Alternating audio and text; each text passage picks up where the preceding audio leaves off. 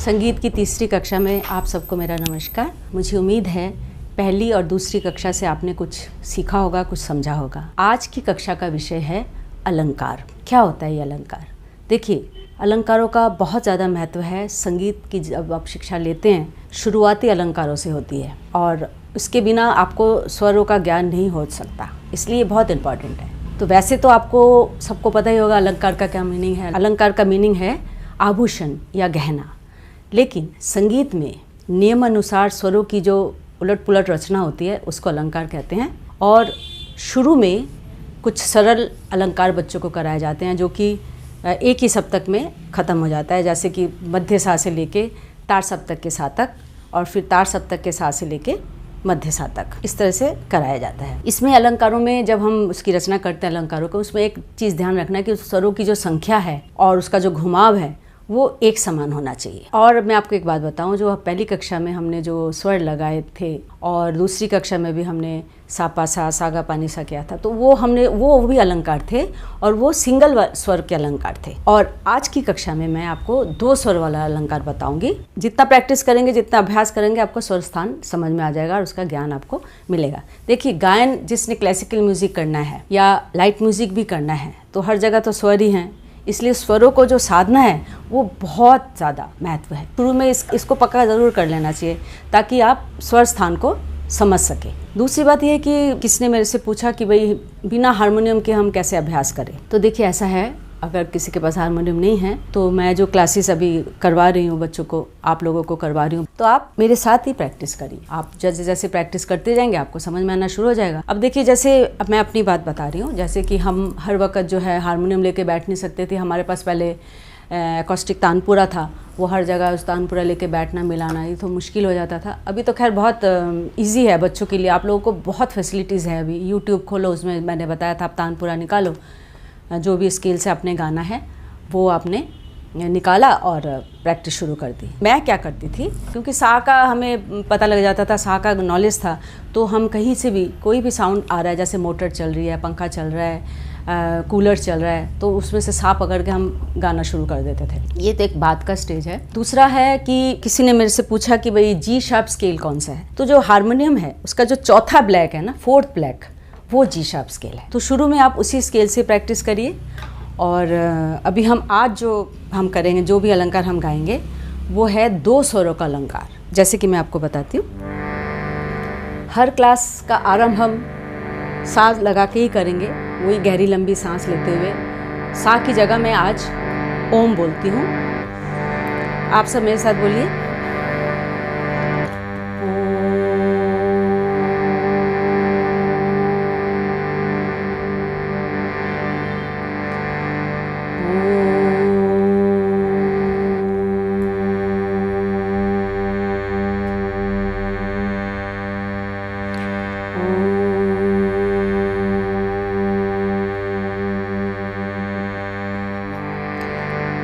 अब हम 2 स्वरों का अलंकार आरंभ करते हैं। जैसे जैसे आप गाएंगे आपको समझ आना शुरू हो जाएगा। सा रे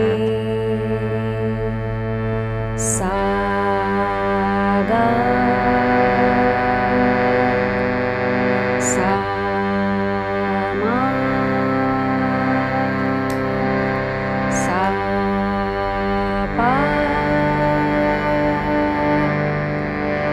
सा धा सा नी सा सा सा नी सा धा सा पा सा मा सा गा सा रे सा सा। इस अलंकार में आपने देखा कि सा से हमने सारे स्वरों को लगाया, सा रे सा गा सा मा, इस तरह से। अब नेक्स्ट करते हैं हम लोग। अभी हमने क्या किया था, सा रे सा गा। अब हम ना पॉज चेंज करेंगे, हम रे से शुरू करेंगे। रे सा गा सा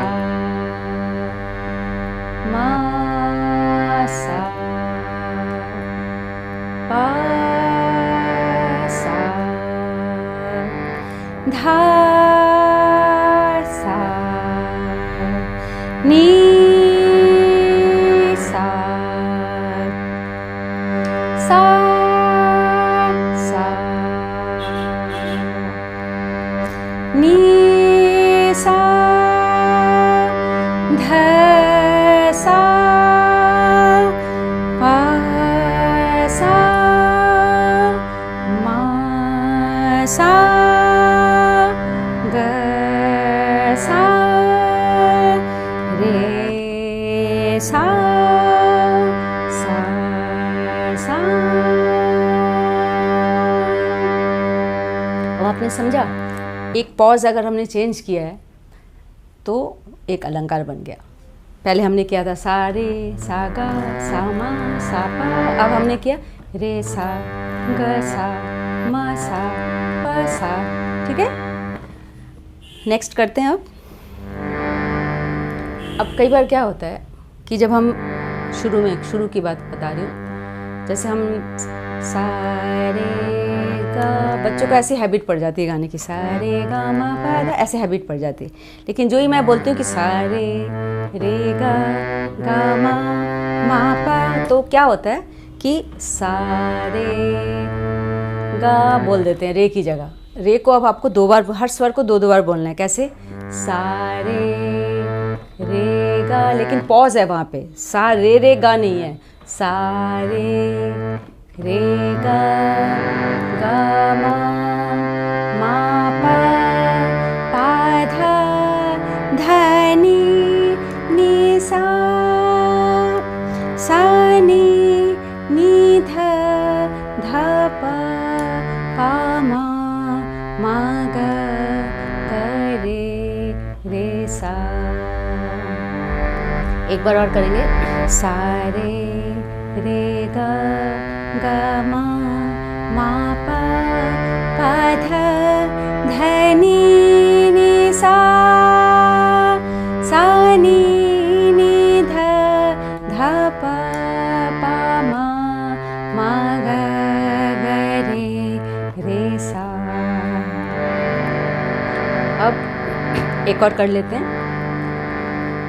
इसमें हम क्या करेंगे, सा गा रे मा गा पा मा धा पा नी ध सा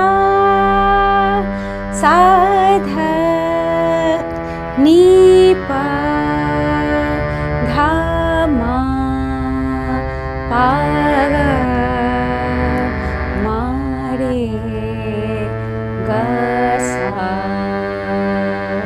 अब हम थोड़ा रुक के करते हैं, मतलब एक एक स्वर पे ठहर के करते हैं। सा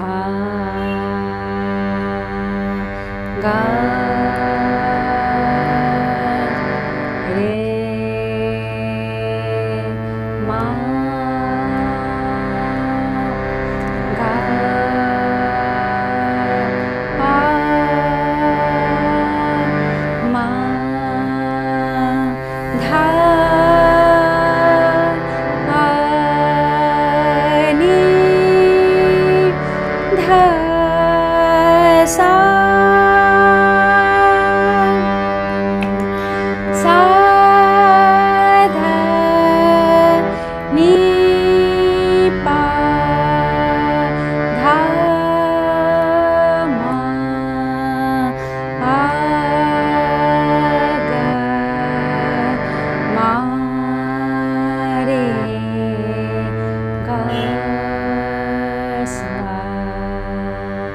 ये थे 2 स्वरों का अलंकार। इसके बाद इसी तरह 3 स्वरों से बनते हैं, 4 स्वरों से, 5 स्वरों से, ऐसे अलंकार बनते चले जाते हैं और एक ये स्वरों की लड़ियाँ बन जाती हैं।